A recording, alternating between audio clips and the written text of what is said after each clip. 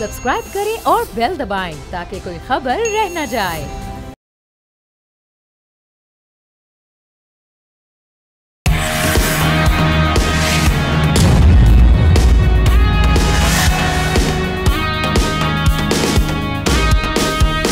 अस्सलाम वालेकुम नाज़रीन, न्यूज़ पंच में खुशामदीद और मैं हूं गौहर इशरत। नाज़रीन, इस वक्त पाकिस्तान के सियासी मैदान में बड़े और अहम फैसले होना अब शुरू हो चुके हैं। जी हाँ, वफाकी हुकूमत ने अहम फैसलों के लिए वफाकी वज़रा में अहम जिम्मेदारियां बांट दी हैं, जबकि अब काबीना कमेटियों की अगर बात करें तो काबीना कमेटियों की सरबराही वज़ीर ख़जाना के बजाय अब मुताल्लिका वज़रा करेंगे। जी हाँ, 2 काबीना कमेटियों की सरबराही खुद अब वज़ीर आज़म करेंगे, जिनमें इक़्तिसादी राब्ता कमेटी और काबीना की तवानाई कमेटी शामिल है। वज़ीर ख़ारजा इसहाक़ डार को, जी आप सुनिएगा कि इसहाक़ डार को निजकारी कमेटी की सरबराही सौंपी गई है और इस पर हुकूमत का ये मौक़िफ़ सामने आया कि निजकारी कमेटी को PIA समेत दीगर इदारों की निजकारी के मामला देखना होंगे। अब सामने ये है कि वज़ीर ख़ारजा को इस कमेटी का सरबराह इसलिए बनाया गया ताकि गैर मुल्की सरमाकारी के बेहतर ऑप्शन सामने लाए जा सके। जबकि वज़ीर मनसूबा बंदी की अगर बात करें तो इस वक्त एहसन इकबाल की सरबराही में चीनी सरमायाकारी मनसूबों पर काबीना कमेटी तश्कील दी है और वज़ीर ख़जाना मोहम्मद औरंगज़ेब की सरबराही में काबीना कमेटी बराए रियासती एंटरप्राइजेस तश्कील दे दी गई है। जबकि दूसरी जानिब अगर देखें तो पंजाब हुकूमत के एक इंतज़ामी इजलास को नवाज शरीफ की सदारत में मुनाकिद किए जाने को लाहौर हाईकोर्ट में चैलेंज कर दिया गया था, जिसके बाद समात में अदालत ने रिमार्क्स दिए कि इजलास से मुताल्लिक दरख्वास्त गुजार कोई सरकारी दस्तावेजात पेश करे। प्रेस रिलीज में किसी के दस्तखत नहीं है। सरकारी दस्तावेजात पेश करने के लिए हुक्म पर वकील दरख्वास्त गुजार ने सरकारी दस्तावेजात पेश करने के लिए मोहलत मांग ली है। इस पर पहला सवाल ये बनता है कि अगर तमाम वज़रा को इनकी वजारत के हिसाब से जिम्मेदारियां दी गई हैं तो निजकारी कमेटी के सरबराह वज़ीर ख़ारजा इसहाक़ डार को बनाना कैसा रहेगा। और दूसरा सवाल बड़ा अहम है। जी हाँ, जब मियाँ नवाज शरीफ के पास कोई इंतज़ामी ओहदा मौजूद नहीं तो किस हैसियत में किसी भी इजलास की सदारत कर सकते हैं। अब वो कानूनी है या फिर गैर कानूनी है, इस पर प्रोग्राम में आगे चलकर बात होगी। लेकिन इस वक्त हमारा पैनल हमारे साथ मौजूद है। इस वक्त ज़ाहिर शराजी साहब हमें ज्वाइन करेंगे, नज़ीर लगारी साहब और अली आफ्ताब और हम्माद रोहेला इस वक्त हमें ज्वाइन कर चुके हैं। लारी साहब, क्या समझते हैं आप? सूरत हाल ये है कि अगर तमाम वज़रा को इनकी वजारत के हिसाब से जिम्मेदारियां दी गई हैं तो फिर निजकारी कमेटी का सरबराह वज़ीर ख़ारजा इसहाक़ डार को बनाना अब कैसा होगा? बहुत शुक्रिया गौहर। काबीना की कमेटियां तो जाहिर है काबीना के अरकान ही उसकी सरबराही कर रहे होंगे। ख़जाना की कमेटी, वज़ारत ख़जाना की जो कमेटी होगी या इक़्तिसादी अमूर की जो कमेटी होगी उसको वज़ीर ख़जाना ही हेड कर रहे होंगे और ख़ारजा अमूर की जो कमेटी होगी काबीना की कमेटी उसको भी वही कर रहे होंगे। लेकिन अगर कायमा कमेटी होती तो उसमें आम मेंबर उसके सरबराह हो सकते हैं, उसके सरबराह जो है वज़ीर नहीं हो सकते हैं। लेकिन ये बात कि एक वज़ीर ख़ारजा को आप अगर इन्वेस्टमेंट की कमेटी का या प्राइवेटाइजेशन की कमेटी का सरबराह बनाते हैं तो ये एक बड़ा सवाल भी बनता है कि ऐसा क्यों है। क्या माजी के जो प्राइवेटाइजेशन हुई है उसके ऊपर बड़े सवाल आते हैं। कम अज़ कम मैं हमेशा से बहुत क्लोज से इसको देखता रहा हूँ, बहुत करीब से मैंने इन मामलात को देखा है और प्राइवेटाइजेशन कभी भी शफाफ नहीं रही है। उसकी शफाफियत हमेशा क्वेश्चन रही है और शफाफियत को जो बड़ा सवाल हमेशा पेश रहा है वो जनाब इसहाक़ डार के सबब ही रहा है कि उनकी सरबराही में उन्होंने फिर प्राइवेटाइजेशन की किसी कमेटी की सरबराही की या नहीं की, लेकिन उनके बारे में हमेशा रहा है ये कि जनाब प्राइवेटाइजेशन का अमल जो है कभी शफाफ नहीं रहा, कभी उसके अंदर ऐसा नहीं रहा कि उसको तमाम लोग जो हैं उसको ओन भी करें और कहें कि ये बिल्कुल शफाफ और साफ प्राइवेटाइजेशन हुई है। निजकारी का अमल हमेशा बड़े क्वेश्चंस के साथ रहा है और अब भी इस पर बड़े सवालात उठेंगे और इसमें देखना यह है कि जिन बड़े इदारों की प्राइवेटाइजेशन करने का हुकूमत ने तय कर लिया है या हुकूमत ने आलमी मालियाती इदारों से वादे कर लिए हैं, क्या उनको पूरे करते हुए हुक्मरान अशराफिया के मफादात को पेश नज़र रखेगा या मुल्क के मफादात को पेश नज़र रखा जाएगा। असल बात देखने की ये होगी, क्या हुक्मरान अशराफिया जो है वो उससे मफाद उठाएगी या पाकिस्तान और पाकिस्तान के अवाम इससे मफाद उठाएंगे। ये बुनियादी बात होगी। यकीनी तौर पे ये बुनियादी बात होगी और वही बात है कि अब सवालात उठना शुरू हो गए हैं। शराजी साहब, समझते हैं कि एक बड़ा सवाल है किस तरह का आप किरदार देख रहे हैं इस वक्त निजकारी कमेटी का सरबराह के तौर पर डार साहब को?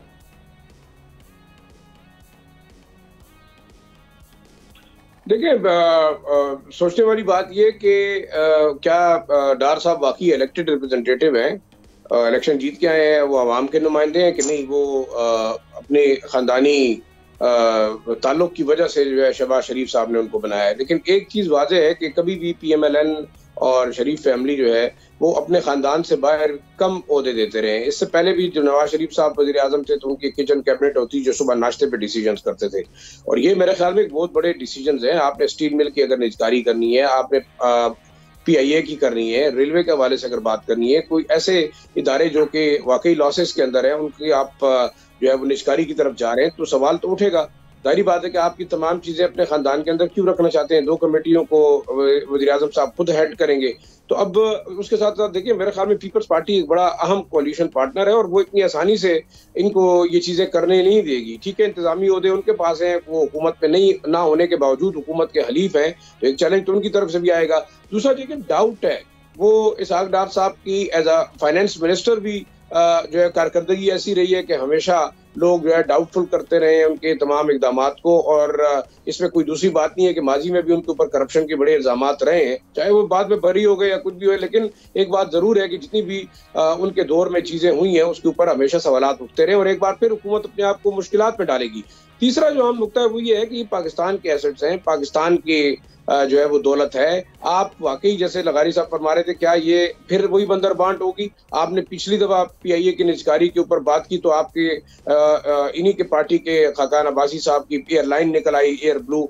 आज आप देखें कि PIA की फ्लाइट्स बहुत सारे इलाकों के अंदर बंद हो चुकी है। KP के अंदर कोई PIA का जहाज नहीं आ रहा पिछले 4 महीने से, और उसके मुकाबले में एक प्राइवेट एयर लाइन है, वो जिसकी भी है फ्लाई जिना के नाम से, वो ऑपरेट कर रही है। अभी उसने इंटरनेशनल परवाजें भी शुरू कर दी हैं।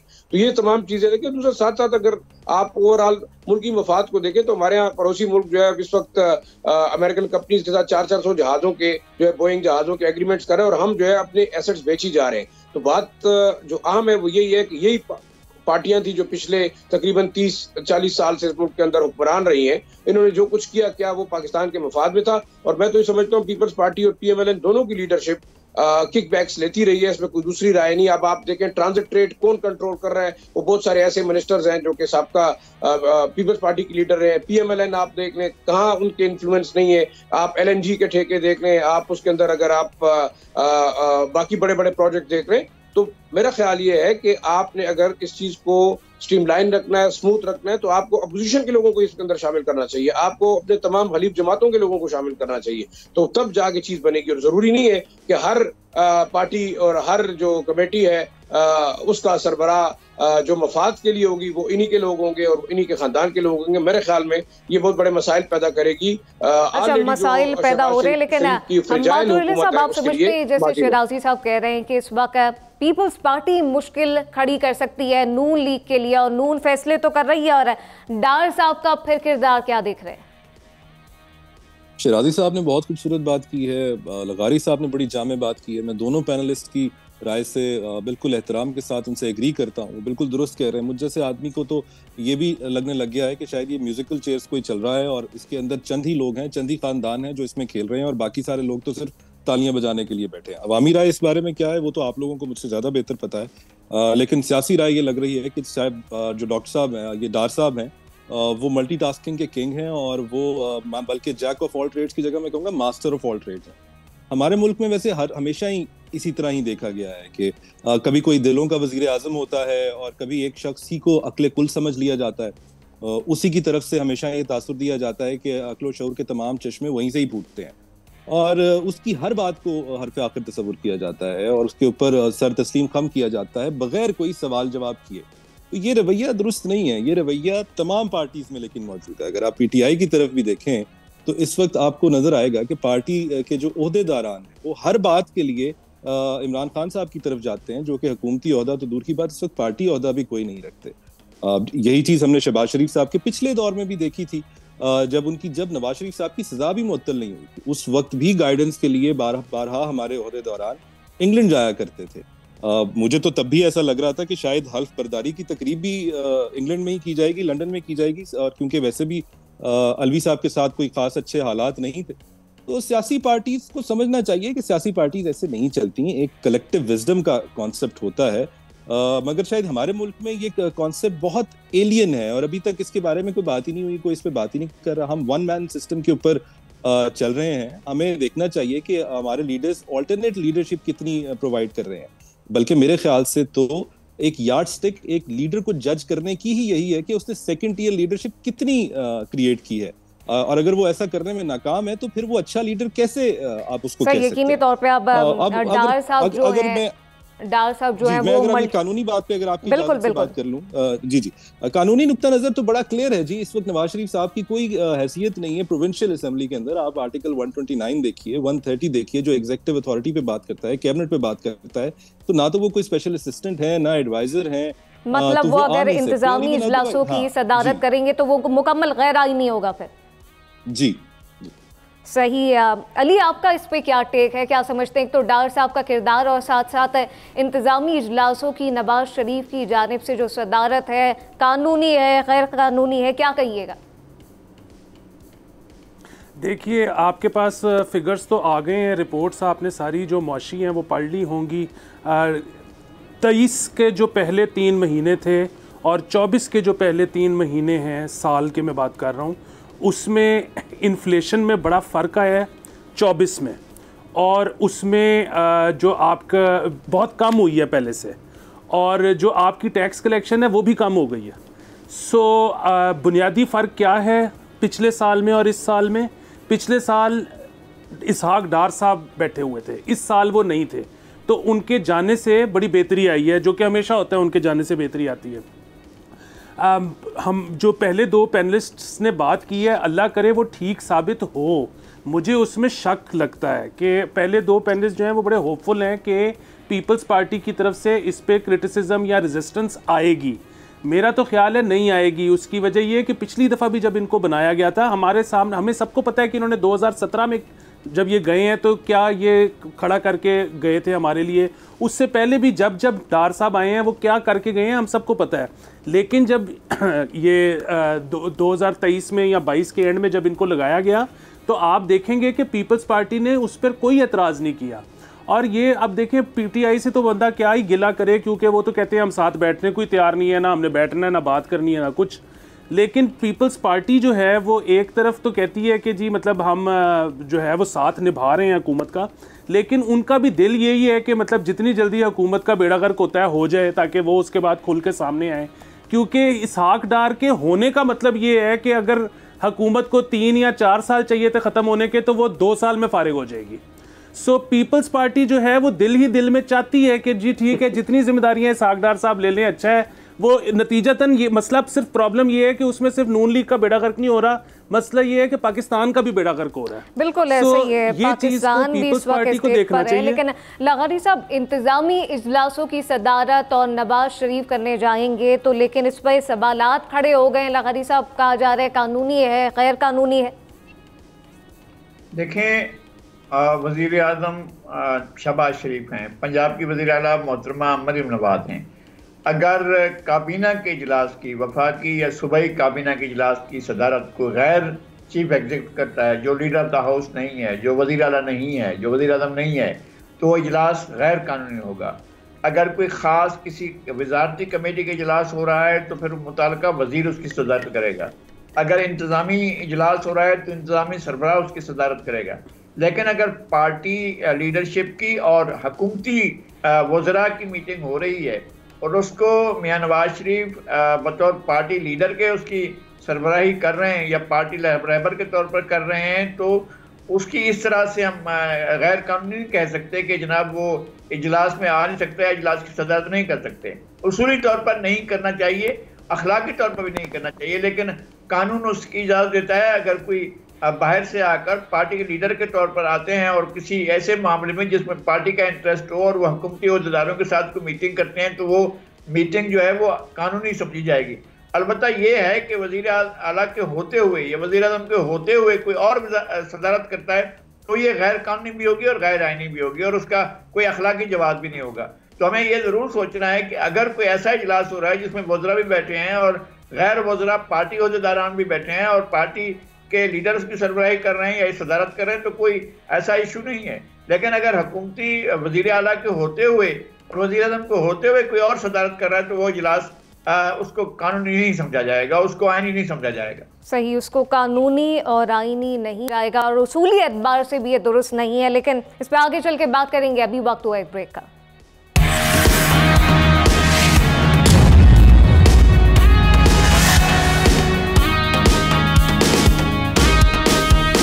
वेलकम बैक नाज़रीन। पिछली कई हुकूमतों में वज़ीर ख़जाना रहने वाले और पहली बार वज़ीर ख़ारजा बनने वाले इसहाक़ डार ने लंदन में प्रेस कॉन्फ्रेंस करते हुए कहा कि दुबई और सिंगापुर के रास्ते भारत से तिजारत हो रही है। अब ये बात की गई है जो महंगी पड़ती है, इसलिए कारोबारी अफराद चाहते हैं कि भारत से तिजारत बहाल हो और पाकिस्तान इस पर संजीदगी से गौर भी कर रहा है। लेकिन भारत से बराह रास्त तिजारत के हवाले से जो भी फैसला किया जाएगा, जी हाँ, इससे कबल तमाम स्टेक होल्डर से बात होगी और पाकिस्तान के भारत से ताल्लुकात इस वक्त ख़राब हुए जब अगस्त 2019, अब 2019 याद रखिएगा, भारत ने मकबूजा कश्मीर की कानूनी हैसियत ख़त्म की थी। दूसरी तरफ उल्टा चोर कोतवाल को डांटने वाला इस वक्त बात हुई या मुतरातिब भारत ने पाकिस्तान के साथ मुज़ाकरात से साफ इनकार कर दिया।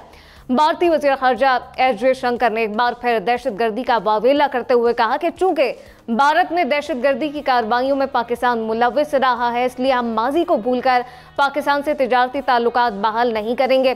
भारतीय वज़ीर ख़ारजा एस जयशंकर ने पाकिस्तान को सनती तौर पर दहशतगर्दों की सरपरस्ती करने वाला मुल्क करार दे दिया है।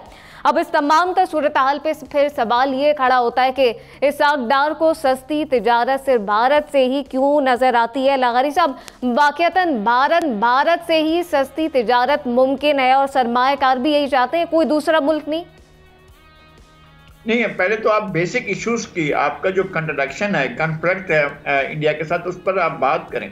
कम अज़ कम अपने लोगों को एतमाद में लें, अपने इदारों को एतमाद में लें। आप सिक्योरिटी, पाकिस्तान का जो सिक्योरिटी का इदारा है उसके साथ बात करें कि जनाब ये मामलात हैं, आपकी जो भी दीगर पॉलिटिकल एलाइज हैं उनके साथ बात करें, उनके साथ बैठ कर कहें कि जनाब ये मामलात हैं, हम इस तरह से चाहते हैं कि इंडिया के साथ ये मौजूदा हमारे इख्तलाफात हैं, हमारा कश्मीर का इशू है, हमारा सरकरी का इशू है, हमारा पानी का इशू है, हमारे दीगर इशूज़ हैं। इन इशूज़ के होते हुए क्या हम ऐसा कर सकते हैं कि उसके साथ बायलैटरल ट्रेड के बारे में गुफ्तगू करें। इसके बारे में आपको अपनी पार्लियामेंट से, आपको अपनी पॉलिटिकल पार्टियों से, आपको पाकिस्तान की इस्टेब्लिशमेंट से, पाकिस्तान के ताकत के मराकज़ से, तमाम इदारों से बात करनी पड़ेगी। अगर आपने ये कर ली है, ये प्रैक्टिस कर ली है और उनसे एतमाद हासिल कर लिया तो गो हेड, आप जाएँ और करें ये कारोबार। लेकिन अगर वो साथ नहीं है तो फिर आपको बहुत महंगा पड़ेगा। दूसरी बात यह है कि आपको कोई रुकावट नहीं है कि आप ईरान से और अफगानिस्तान से बिजनेस करें। आपको किसने मना किया है कि आप ईरान से बिजनेस ना करें? ईरान के साथ आपका बहुत बड़ा पोटेंशियल बन सकता है और वहाँ पर बॉर्डर पर जो मार्केट्स बनाते हैं उसका भी बहुत बड़ा पोटेंशियल बन सकता है। आप उसको कंसीडर ही नहीं करते, उस पर गौर ही नहीं करते। आपकी और ईरान की बायलैटरल ट्रेड $400 बिलियन के करीब भी नहीं है इस वक्त तक, और ईरान की और इंडिया की जो बायलैटरल ट्रेड है वो $20 अरब तक पहुंच चुकी है। आपकी दुनिया के किसी मुल्क से भी $20 अरब की ट्रेड नहीं है। बायलैटरल ट्रेड किसी मुल्क के साथ भी नहीं है आपकी। और इंडिया की जो है वो चीन के साथ वो 50 अरब से भी आगे जा चुकी है, अब उससे बहुत आगे जा रही है। बिल्कुल, उससे भी यकीनी तौर पे आगे जा रही है। लेकिन शहराजी साहब, आप समझते हैं कि डार साहब दीगर ऑप्शन पर गौर खुद नहीं कर रहे या भारत के अलावा कोई ऑप्शन नहीं है तिजारत के लिए? देखिए, इसहाक़ डार साहब बड़े माजरत के साथ वो शायद कोई ग्रेटर पंजाब की तिजारत की बात कर रहे हैं। आप ये बताएं कि इंडिया के साथ कौन सी तिजारत करना चाहते हैं इसहाक़ डार साहब? हम कौन से ऐसे चीज़ें यहाँ पे डेवलप कर रहे हैं, बना रहे हैं जो कि हम इंडिया को भेजेंगे? उनकी तिजारत का तो मकसद ये है कि इंडिया से जो चीज़ें आएंगी, पान, सुपारी और इस टाइप की चीज़ें जो कि स्मगल होकर भी आती हैं और बाकी जो है ट्रेड रूट के भी ये करना चाहते हैं। दूसरा एक आम नुकता जो लगारी साहब ने कहा और वो उसमें यही है कि आप ये बताएं, सेंट्रल एशियन स्टेट्स आपके पास बहुत बड़ी मार्केट है, अफगानिस्तान बहुत बड़ी मार्केट है। अभी कल ही एक जो पाकिस्तान का ट्रेड डेवलपमेंट अथॉरिटी के सरबराह हैं अफसर मांडीवाला, उन्होंने कहा कि 25 तारीख को एक जो है वो डेलीगेशन जाएगा 25 मार्च को अफगानिस्तान, और अफगानिस्तान के साथ हम रिकनसाइल करेंगे तिजारत को। आप देखिए, मेरा ख्याल में बहुत बड़ा सेंट्रल एशिया का गेट वे है पाकिस्तान। अगर इस वक्त हम तिजारत शुरू करेंगे सेंट्रल एशियन कंट्रीज के साथ थ्रू अफगानिस्तान दूसरा आप देखें $5 बिलियन का जो हमारा सालाना अफगान ट्रांजिट ट्रेड था वो अब इस वक्त ईरान के कब्जे में चला गया है, क्योंकि हमारी गलत पॉलिसीज और कराची पोर्ट ट्रस्ट और साथ साथ हमारे बॉर्डर और लाइन ऑर्डर की इशू की वजह से अफगान ट्रेडर जो है वो चला गया है वो बंदर अब्बास, और वो ट्रांजिट ट्रेड का माल जो है वो भी ईरान से आ रहा है। बाकी आप देखें आपने पॉलिसी कौन सी अपनाई है, इसहाक डार साहब का अपना कोई मंसूबा होगा। सवाल यही होता है कि इसहाक डार साहब कौन सी तिजारत करना चाहते हैं, ये एक बड़ा अहम इशू है। दूसरा हमने ये देखना है, देखें फिर हमने पंजाब से ऊपर करके सोचना है। हमेशा पंजाब और पंजाब सर्कल अगर आपकी पॉलिसी फेडरल गवर्नमेंट की होगी, और इसहाक डार साहब का मेरे ख्याल में कोई दूसरा ऑप्शन है नहीं। रेलवे का बेड़ा गर्क है, आप देखें जो रेलवे है वो आपकी जो अंग्रेज के जमाने में बनी, उसके बाद 4 आने की रेलवे ट्रैक जो है वो कभी भी दूसरे सूबों के अंदर नहीं बिछाई गई। तो आप अगर पंजाब सेंट्रिक पॉलिसीज के ऊपर चलते हुए सिर्फ पंजाब का सोचते हैं तो मेरे ख्याल में इसहाक डार साहब का विजन जरा ओपन होना चाहिए। उन्हें बैनुल अक़वामी तिजारत की बात सही विजन जरा ओपन होना चाहिए। लेकिन हमाद साहब आप समझते हैं कि दीगर ऑप्शन है या नहीं है, लेकिन ईरान भी है, अफगानिस्तान भी है, मार्केट तो बहुत बड़ी है, तो फिर ट्रेड के लिए या फिर सस्ती तिजारत के लिए भारत ही क्यों है डार साहब की जानिब से? मैं जी बड़ी जसारत करने लगा हूँ, अपने दोनों सीनियर्स से थोड़ा सा डिसएग्री करने लगा हूँ। मेरे ख्याल से आप अपना हमसाया बदल नहीं सकते। अगर हम अपना हमसाया बदल सकते हैं या इंडिया अपना हमसाया बदल सकता है, बोरिया बिस्तर उठा के जा सकता है, कहीं और बच सकता है, तो ठीक है कर ले। फिर जहाँ पर ऐसी जगह पर चले जाते हैं जहाँ पर हम अपने पसंदीदा लोगों के साथ हों, उनके साथ तिजारत कर लेंगे। तो जो चीज़ हमारे करीब तरीन है, वो ईरान हो, अफगानिस्तान हो, मैं उनकी बात से बिल्कुल इस चीज़ से एग्री करता हूँ कि यहाँ पर भी बात करनी चाहिए, होराइजन को ब्रॉड करना चाहिए, तमाम जगह पे बात करनी चाहिए, लेकिन सिर्फ एक नफरत की बुनियाद पर इंडिया के साथ जो है अपने तमाम ताल्लुकात को रोकना नहीं चाहिए। हमारे ताल्लुकात उसके साथ रुके ऑलरेडी भी नहीं है। आप देखिए 2023 में तकरीबन 6,500-7 हज़ार इंडियन सिख और हिंदूज आए थे पाकिस्तान में अपने मजहबी रसूमात अंजाम देने, फेस्टिवल्स एंजॉय करने। फिर अभी हमने पिछले साल तकरीबन 450-500 लोगों को, उनके माहीगीरों को, उनके सिविलियंस को हमने रिलीज किया है। तो खैर सगाली का जज्बा हम यहाँ पे भी दिखा रहे हैं। मेरे ख्याल से इसको मजीद आगे बढ़ाना चाहिए। हमें वीजा रजीम अपनी सॉफ्ट करनी चाहिए, हमें रिलीजियस टूरिज्म को मजीद आगे बढ़ाना चाहिए। अगर ये तो एक ऐसा पॉइंट है इंडिया और पाकिस्तान। सही अली, आप समझते हैं खैर सगाली सिर्फ पाकिस्तान की जानिब से ही हो रही है, लेकिन जिस तरह से हम्माद मकामात हैं जो कि हम दोनों की तारीख के लिए बहुत इंपॉर्टेंट है। सही, जिस तरह से हम्माद अली कह रहे हैं कि खैर सगाली दोनों जानिब से ये यकीनी तौर पर यकीनी फिर तो होनी चाहिए, लेकिन भारत तो नहीं चाहता। भारत कह रहा है कि पाकिस्तान जो है वो दहशतगर्द मुल्क है, हम सनती तौर पर दहशतगर्दों के साथ ताल्लुकात नहीं बहाल करना चाहते। डार साहब कहते दिखाई देते हैं नहीं जी, सस्ती तिजारत सिर्फ भारत से मुमकिन है। देखिए मेरे दो पिछले मौजू पे ना पॉइंट्स रह गए थे, मैं वो कंप्लीट करके इस पे आता हूँ। पहली चीज़ जो नवाज शरीफ साहब की मीटिंग चेयर करने वाली थी, उसमें यह है कि मुझे कानूनी गैर कानूनी का नहीं पता, लेकिन आपको याद होगा इससे पहले जब नवाज शरीफ साहब प्राइम मिनिस्टर थे और कुछ दिनों के लिए हमजा शरीफ साहब चीफ मिनिस्टर पंजाब थे, तो लाहौर की वेस्ट मैनेजमेंट की जो मीटिंग थी उसको चेयर करने के लिए प्राइम मिनिस्टर लाहौर आ जाते थे। ठीक है, इसी तरह अब ये जब मरियम नवाज साहिबा जो हैं वो चीफ मिनिस्टर हैं, तो साथ में मियां नवाज शरीफ साहब बैठे हुए हैं। प्रॉब्लम ये है कि इससे ये गैर कानूनी है या कानूनी है, ये जेस्चर ये जा रहा है, सब लोगों को ये पता लग रहा है कि अच्छा कल को जब मसला हो रहा है तो हमने चीफ मिनिस्टर के पास नहीं आना, हमने उसके पास जाना है। सो ये चीज़ फ़ायदेमंद है या नुकसानदेह है, ये फैमिली खुद सोच ले और फैसला कर ले। दूसरी चीज़, जब हम सरदार साहब की बात कर रहे थे तो उसमें यह था कि जी वो मियाँ साहब की क्योंकि फैमिली है तो वो मियाँ साहब अपनी फैमिली को ज़्यादा जिम्मेदारियाँ देते हैं। मेरा नहीं ख्याल कि इसहाक डार साहब की दफ़ा, ये जब पिछली दफ़ा भी जब इसहाक डार साहब आए थे मिफ्ता साहब के बाद, तो तब भी मैंने तो अपने सारे शोज़ में यही कहा था कि ये खाली मियाँ नवाज शरीफ साहब की सिफारिश पर नहीं आए। और अब तो इलेक्शन के बाद आपको पता है जिस किस्म के इलेक्शन हुए हैं उसके बाद से ये जिस तरह से गवर्नमेंट आई है, इनके पास की पोजीशंस के ऊपर शायद बहुत ज़्यादा लेवरेज नहीं है कि अपने बंदे लगाने का। सो इनको जो है वो जो हमारी मुक्तदरा कुव्वतें हैं, मेरा तो ये ख्याल है कि वहाँ से भी सपोर्ट हासिल है। वो एक उनमें ऐसा हल्का है जो इनको पसंद करता है और उसमें इनके जो लाइफस्टाइल है शायद वो एक जैसे हैं, उसकी वजह से उनको पसंद किया जाता है। तीसरी बात आ गई आपके जो ये है इंडिया से ताल्लुकात वाली और ट्रेड वाली। देखें पाकिस्तान के इस वक्त मौशी हालात ये हैं कि खुदा न खास्ता किसी से कोई भी जंग हो गई तो हमारे पास 4 दिन से ऊपर का पेट्रोल ही नहीं है। तो इसलिए हमें सबसे अच्छे ताल्लुकात चाहिए और ताल्लुकात उस्तावार करने के लिए ट्रेड से बेहतर कोई रास्ता नहीं होता। पीछे बात ये आ गई कि एक कदम हम बढ़ाते हैं तो वो भी रेसिप्रोकेट करें। ज़रूरी नहीं है कि वो करेंगे, जिसको ज़्यादा ज़रूरत होती है वो ज़्यादा एफर्ट करता है। इस वक्त हमें ज़्यादा ज़रूरत है, इस वक्त अगर हम ज़्यादा एफर्ट करें तो उसमें कोई बुराई नहीं है। सही, लेकिन इस वक्त यकीनी तौर पे दीगर ऑप्शन भी हैं जिनको ज़ेर गौर लाना चाहिए। बड़ी डिवाइडेड इस पर ओपिनियन आ गया, लेकिन नाज़रीन अब सूरत हाल ये है कि पाकिस्तान में लापता अफराद के नाम पर सियासत का बाजार गर्म हो गया है। सिक्योरिटी फोर्सेस की बर्बर कार्रवाइयों से मिसिंग पर्सन का बयानिया ज़मीन बोस होने के करीब है, जबकि गवादर पोर्ट अथॉरिटी कॉम्प्लेक्स पर नाकाम हमले से चश्म कुशा इंकशाफात अब सामने आ गए हैं। गवादर कार्रवाई में ऐसे दहशतगर्द शामिल थे जिनके बारे में बलूच यकजहती कौंसिल समेत मुतादिद कलदन तंजीमें मिसिंग पर्सन का राग अलापती दिखाई देती हैं और अब भी यही राग अलापा जा रहा है। लेकिन लापता अफराद का प्रोपेगेंडा इन 9 हलाक दहशतगर्दों के लिए भी किया गया जो मर्च हमले में बराह रास्त मुलविस थे। लापता अफराद के नाम पर इस्लामाबाद समेत तमाम सूबों में मसलूमियत का लिबादा ओढ़कर धरने और एहतजाज किए गए हैं। एहतजाज में सर फहरिस्त अगर बात करें नाज़रीन तो मामा कदीर और बलूच यकजहती कौंसिल की माहरंग बलूच का ईरान में किए जाने वाले हमलों पर वीडियो बयान भी सामने आया, जिसमें वो कहती हैं कि आप सबको इस बात का अंदाज़ा है कि ईरान में जो लोग मारे गए हैं इनके लवाकिन धरनों में मौजूद हैं। मारंग बलूच का एतराफ़ी बयान इस बात की तौसीक करता है कि मिसिंग पर्सन के नाम पर एहतजाज और रैलियां धरने के पीछे बलूच लिबरेशन आर्मी की पुष्पनाही करने वाले गैर मुल्की हाथ हैं, जबकि रियासत पाकिस्तान, जी हाँ, रियासत पाकिस्तान लापता अफराद के मसले को हल करने में पुरअज़्म है और इसकी मुस्बत नताइज भी सामने आने लगे हैं।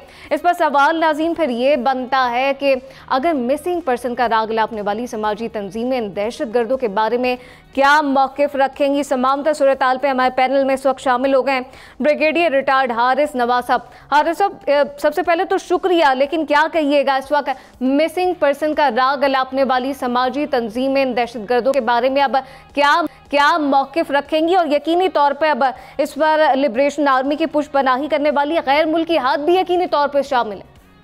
देखें, बड़ी क्लियर बात नज़र आ गई है कि ये टोटल ढोंग रचाया हुआ है सिर्फ सिक्योरिटी फोर्सेस को बदनाम करने के लिए, पाकिस्तान की मुसल्लह फ़ौज को बदनाम करने के लिए कि जी कहीं ये मिसिंग पर्सन गायब कर देते हैं, उठा लेते हैं, जबकि अब इनका भांडा फूट चुका है। आपके सामने मारंग बलोच ने दावा किया, धरना दिया और वही मिसिंग पर्सन जो ड्रोन अटैक किया पाकिस्तान में ईरान के अंदर, वहाँ मारे गए, उन्होंने एक्सेप्ट किया कि उनको बॉडीज़ को अमल लाने की इजाज़त दी है।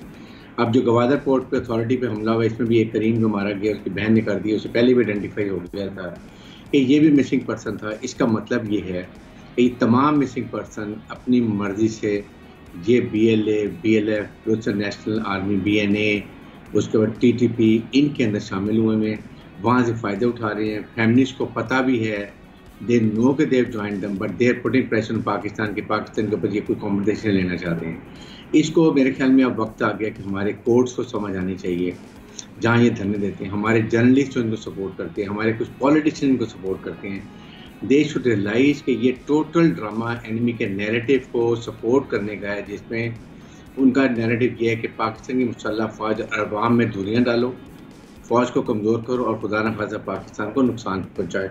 बट मुसल्लह फ़ौज और चीफ आर्मी स्टाफ ने तहैया किया हुआ है कि हम मुल्क से दहशतगर्दी ख़त्म करेंगे। जितने हमारे शहीद होते हैं वो हमारे अज़्म में इजाफा होता है कि हमने इनको ख़त्म करना है, उनका बदला भी लेना है, उनके लवाकिन को भी तसल्ली करनी है। तो अब इस वक्त जो कुछ आपके सामने आज एक वीडियो भी आई है जिसमें किस तरीके से इवन अफगान तालिबान जो है वो अपनी टीम तैयार कर रहे हैं पाकिस्तान को नुकसान पहुँचाने के लिए। जस्ट इमेजिन कि कितने ये लोग थैंकलेस है अफगान तालिबान कि हमने जो कुछ उनसे किया और हमने इनसे क्या डिमांड की, एक ही बात डिमांड की है कि जो आपने दोहा एग्रीमेंट किया था कि आप अपनी सरजमीन किसी टेररिस्ट ऑर्गेनाइजेशन को इस्तेमाल नहीं करने देंगे। So don't do it, don't let them cross Pakistan. आप चाहे वो TTP है या BLA है, BLF है, BNA है, आप अपनी जिम्मेदारी पूरी करें। बाकी हर जगह हमने आपको सपोर्ट किया। I think it is very disappointing but now there is no missing person in Pakistan and nobody can blame मुसल्लह फ़ौज और सिक्योरिटी फोर्सेस। लेकिन ब्रिगेडियर साहब, गैर मुल्की हाथ भी यकीनी तौर पे मिसिंग पर्सन के मामले में मुलविस हैं, तो इस तमाम सूरत हाल पे फिर हमारी जिम्मेदारी क्या बनती है? देखें, there is no doubt India जो हमारा नंबर 1 दुश्मन है और वो हर वो मौका हासिल नहीं जाना चाहता था जिसमें पाकिस्तान को डिस्टेबलाइज करे, पाकिस्तान को टेररिज्म में रखे, दबा के रखे और पाकिस्तान को बदनाम करे, हमें इकोनॉमिक तरक्की ना करने दें। ज़ाहिर जब मुल्क में स्टेबिलिटी होगी तो फॉरेन इन्वेस्टमेंट आएगी, इंडस्ट्री लगेगी और कारोबारी ज़िंदगी चलेगा। एक तो ये है। पाकिस्तान की हुकूमत को बड़ा क्लियर, हमारे पास ओआईसी का प्लेटफॉर्म है, बात यह है कि वो इतना इफेक्टिव नहीं है। हमें फिर भी वहाँ पर जाके पूरा जोर लगाना चाहिए, उनको बताना चाहिए कि इंडिया किस तरीके से पाकिस्तान में टेररिज्म कर रहे हैं, पाकिस्तान में मनी लॉन्ड्रिंग करके टेररिस्ट ऑर्गेनाइजेशन को फंडिंग कर रहे हैं, और ये बल्कि आई वुड से हमें एफएटीएफ में इस केस को लेके जाना चाहिए, इंडिया को उसमें ब्लैकलिस्ट करना चाहिए। साथ ही साथ क्योंकि इंडिया बड़ा मुल्क है, तजारती उनके इंटरेस्ट हैं, उनके साथ उनकी प्रॉक्सी यूज़ करते हैं ये इंडिया को, अमेरिकन अगेंस्ट चाइना और पाकिस्तान, उनको साउथ चाइना सी में उनकी ज़रूरत है चाइना के खिलाफ। फिर उसके बाद 2+2 का ग्रुप बनाया जिसमें ऑस्ट्रेलिया, जापान, इंडिया और अमेरिकन हैं, वो इनके इंटरेस्ट हैं, ये हमें देखना चाहिए। लेकिन टेररिज्म एक इंटरनेशनल प्रॉब्लम है और ये सब रिकग्नाइज करते हैं और हर एक खिलाफ करते हैं। अगर पाकिस्तान को ऐसी बात करें तो आप देखें किस तरीके से पाकिस्तान को बदनाम किया जाएगा, पाकिस्तान को लिया जाएगा। हमें तो इवन हमारे दहशतगर्द जब उनको हम सजाए मौत देते हैं तो उनको लिए इंटरनेशनल ऑर्गेनाइजेशन ह्यूमन राइट्स खड़े हो जाते हैं। जिस तरीके से इंडिया कभी वो आपके सामने सर्जिकल स्ट्राइक करता है, कभी वो बहाना लगाता है फॉल फ्लैग। बिल्कुल हारिस साहब, पाकिस्तान को भी बदनाम करने की कोशिशें हुई हैं, लेकिन लाहौरी साहब क्या समझते हैं, रियासती इदारों के खिलाफ भी काफ़ी मुहिम चलाई गई, लेकिन मिसिंग पर्सन का मामला और ये जो तंजीमें हैं दहशतगर्दों के बारे में अब आप समझते हैं क्या मौक़िफ़ अब ये इख्तियार करेंगी? देखें, कुछ मसाइल तो बिल्कुल ऐसा है कि जिन लोगों ने टेररिज्म किया हुआ है या जिन लोगों ने मिलिटेंसी को अपना हथियार के तौर पर इस्तेमाल कर रहे हैं, उनके साथ तो कोई भी बात नहीं हो सकती और उनके जो अज़ाइम है उनके साथ पाकिस्तान को वैसे ही निपटना चाहिए जो इस तरह के मिलिटेंट्स के साथ किया जाता है। लेकिन हमें बहुत ज़्यादा फ़र्क भी करना पड़ेगा। हमें ये देखना पड़ेगा कि बाज़ मकामात पर क्या कुचली हुई लाशें नहीं मिली या इज्तिमाई कब्रें नहीं मिली हैं। ऐसा हुआ है, ऐसा है कि लोग मारे गए हैं, ऐसा है कि बड़ी तादाद में लोग इस तरह से मारे गए, बड़ी तादाद से लोग लापता हुए हैं और लापता होने के बाद उनकी कोई खोज नहीं लगाई गई, उनका कोई पता नहीं चला है और लोग कहते रहे। बाद लोग ऐसे हैं जो अपने घरों से उठाए गए हैं, फिर उनके बाद उनका कोई पता नहीं चला। ये भी है, इस तरह भी है और कुछ लोग वापस आए, ये भी हकीकत है। ये चीज़ें हमारे सामने हैं, हमने इन चीज़ों को देखा है। मैं ये समझता हूँ कि इस खेल को बंद होना चाहिए। जो भी इस किस्म के किसी पर भी कोई इल्ज़ाम हो उसको कोर्ट ऑफ लॉ में पेश करें। उसका एक हल यही है कि आप उनको लापता करने की बजाय उनको कोर्ट्स के सामने पेश करें और वहाँ पर उन पर चार्जशीट करें और चार्जशीट के बाद ट्रायल हो, ट्रायल के बाद जो फैसला हो उसके ऊपर अमल होना चाहिए। दोनों तरफ से जो सूरत हाल है वो सामने है। जहाँ तक TTP की बात है या अफगान तालिबान की बात है, ये हम अपनी गलत कार्यों का शिकार हुए हैं। अफगान तालिबान जो हैं वो कहाँ नहीं होते थे, उन्होंने कहाँ नहीं किया है, पाकिस्तान ने किस हद तक उनको सपोर्ट नहीं किया है। इस पूरे के पूरे अमल में पाकिस्तान ने उनके लिए सब कुछ किया, उनके लिए दुनिया के बिल्कुल। मिसिंग पर्सन्स का जो ये मामला है यकीनी तौर पे एक बर्निंग इशू, पाकिस्तान इसके लिए पुरअज़्म है और इसके हल के लिए पुरअज़्म है। अभी वक्त हुआ है ब्रेक का।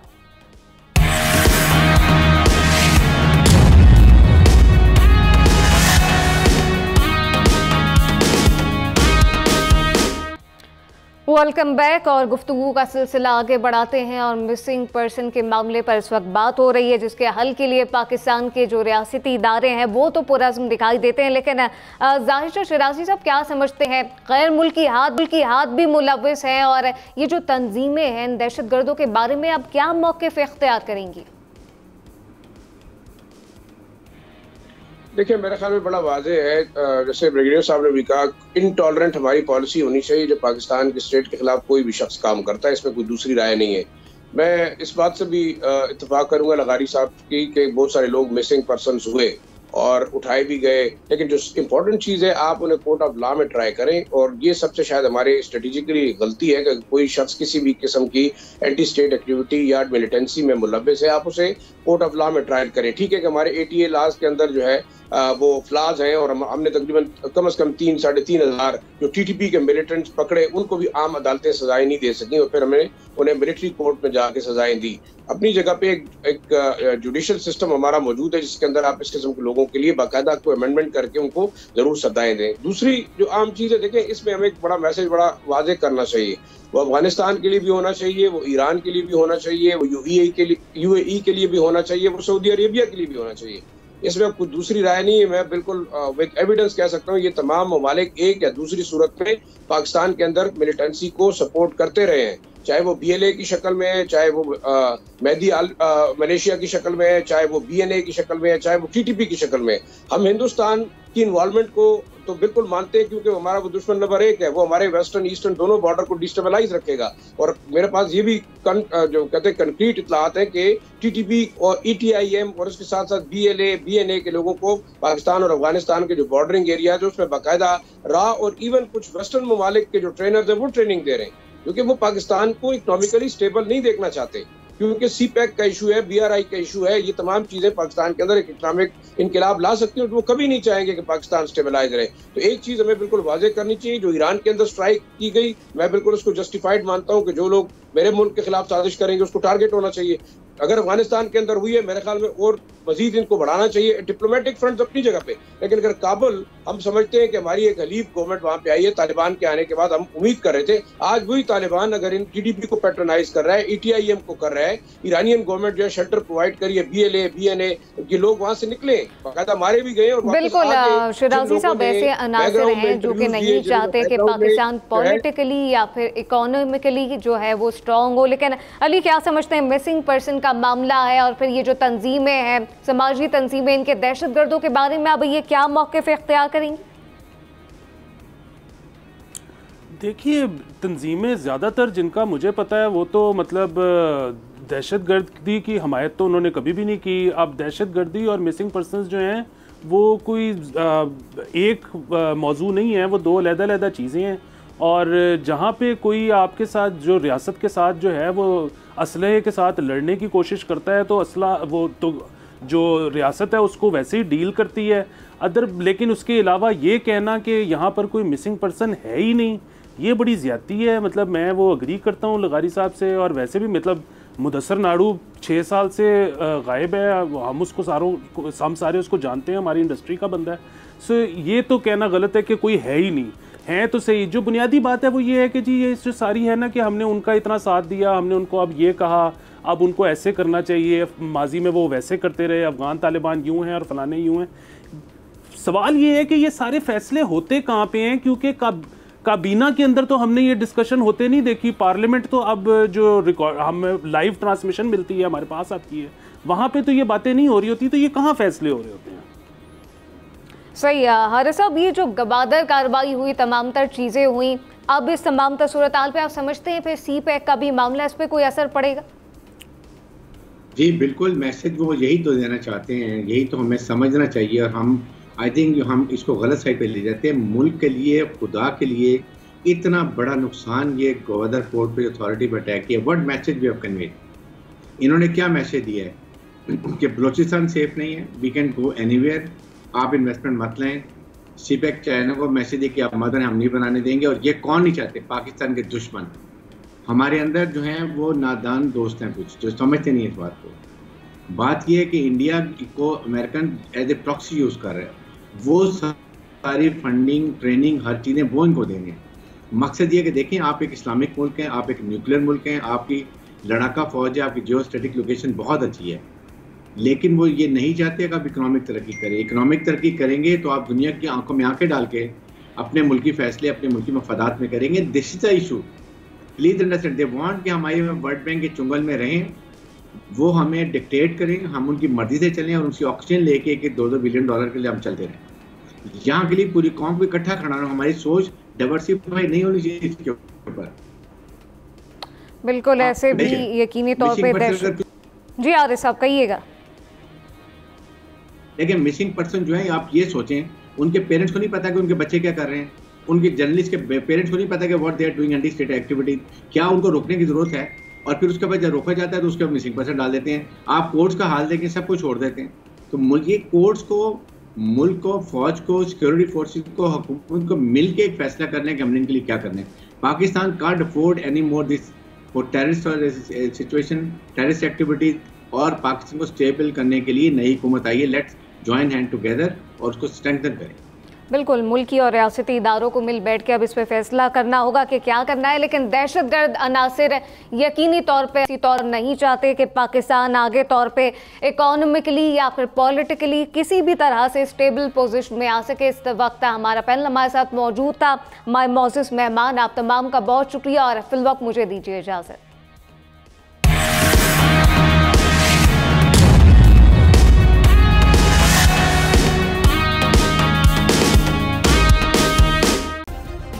सब्सक्राइब करें और बेल दबाएं ताकि कोई खबर रह न जाए।